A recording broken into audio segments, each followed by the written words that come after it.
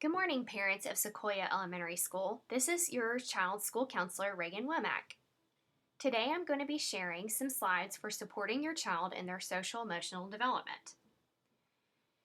Please take a minute to look at the link within this email to our Go Golden calendar for the year 2019-20. Go Golden is a time every Wednesday where classroom teachers meet with students to work on developing the whole child and supporting what we like to call the other side of the report card. In Go Golden, your child learns about kindness and respect and how to be a friend, a classmate, about growth mindset, and bullying, a whole host of topics. Each month we have a Go Golden Book of the Month and also do reading buddies. And then in between, teachers host community circles on a topic of their choice. So far we've had 2 Go Golden Books of the Month for September and October.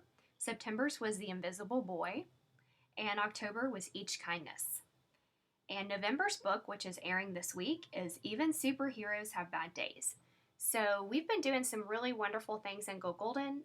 This year's theme is Stay Golden, and I hope that you'll take a minute to view the calendar. This slide is social emotional learning class schedule through my office as school counselor for the year 2019-20. As you can see, I teach all grade levels, kindergarten through 5th grade, about 6 times of the year. And these lessons are rooted in the state standards for school counseling under Tennessee Department of Ed. And they are catered toward where children typically are developmentally in each grade level, and also what teachers and students share with me as a desirable topic to learn. So in September, we all do the bully circle, except for kindergarten, which does the bully circle in March. But the bully circle is a very special lesson that I'm going to share more about in the next slide. And then I also want to draw your attention to what's going on right now in the month of November. We are learning about personal safety. Personal safety, I tell the students, is probably the most important lesson that I'll teach them in their time with me. And it's actually supported under state law as Aaron's Law. So if you haven't already received a letter from me about that class, you will soon. Speaking of the bully circle, I wanted to give you some information about the bully circle. It is an Olveus bullying prevention method. Olveus bullying prevention is the most widely researched and scientifically based bullying prevention program in the world. Our staff was trained, it's been quite a few years ago, but we have held on to those practices year after year by updating our training with new staff and also working with the students each year to teach them about bullying. So this is a very effective and powerful way to do that. So every year in September, students participate in the bully circle. Students who play a role in the bully circle, which is A, B, C, D, E, F, G, and H, they read lines from a cue card.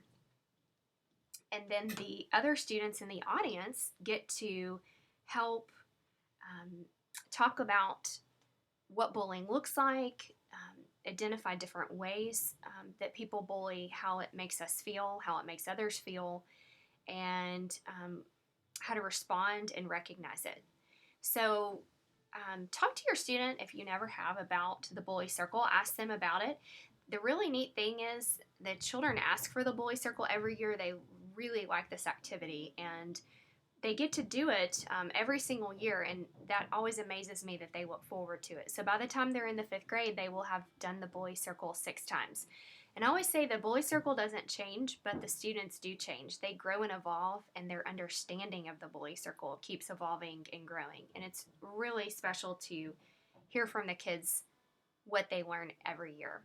This next slide is one that has helped me a great deal in the last couple of years, and I decided that it would probably be very helpful for you guys to have a copy of this.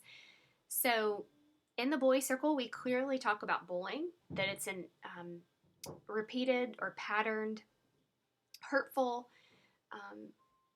on purpose situation of control. And there's all different types of bullying. I feel like we're all pretty well versed in bullying and what it is, but I feel like sometimes we get a little bit confused about when a situation is not bullying, what do we label that? And how do we help our students and children handle and respond? So, conflict is on occasion, power is shared, it's not planned. Parties are upset and arguing, disagreeing about something. Conflict is a normal part of life. It can happen between siblings, between best friends, between classmates, teammates, etc. And in conflict, I always say to the kids, not everyone's going to like you and you're not going to like everyone. Sometimes we just have conflict and don't click with people for various reasons. And then sometimes we have conflict with people with whom we're very close because we care and we just disagree about things. That's normal. But there are gray areas in between, and so I really like this resource. You can see my source at the bottom of the screen to help us understand the gray areas between conflict and bullying. And I've started to label those as rude and mean. Rude is on occasion. It's not on purpose. It still hurts or embarrasses, but it's not patterned. Whereas mean behaviors, we're seeing it more than once. It is intentional, and it's often rooted in anger. And it's a sign that bullying is more than likely going to happen unless reporting takes place and an adult's help comes into play. So with conflict and rude behaviors, we want to teach our kids how to stand up for themselves, how to let someone know if they're feeling frustrated or like something happened that was unkind. But we want to teach our kids with rude behaviors to be able to let some stuff go. I always tell the kids, be like a duck, like water rolls off a duck's back. Sometimes you have to let rude things roll off your back. You're going to be rude. I'm going to be rude. It's a part of life. Same with conflict. It's a normal part of life. And so we want to work with kids on how to let other people know how they're feeling. With mean and bullying behaviors, though, we want to encourage our children to report, and that's the word we use, report, that to a safe adult at home and a safe adult at school.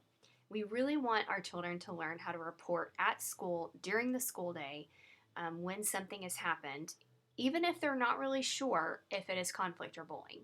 Never hurts to talk that through with an adult. So I hope that this slide helps you as you coach your child on different situations that they may be sharing with you. And hopefully they do share those things. This is a slide about how to teach our kids to have positive communication, and I'm sure that we can all agree that a lot of adults need to work on this too.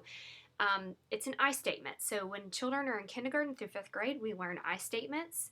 Hopefully by the time a child leaves Sequoia in 5th grade, they know how to use one of these to stand up for themselves and listen to another person when someone else is trying to communicate how they're feeling. So it's a really good way to help children set boundaries and restore relationships.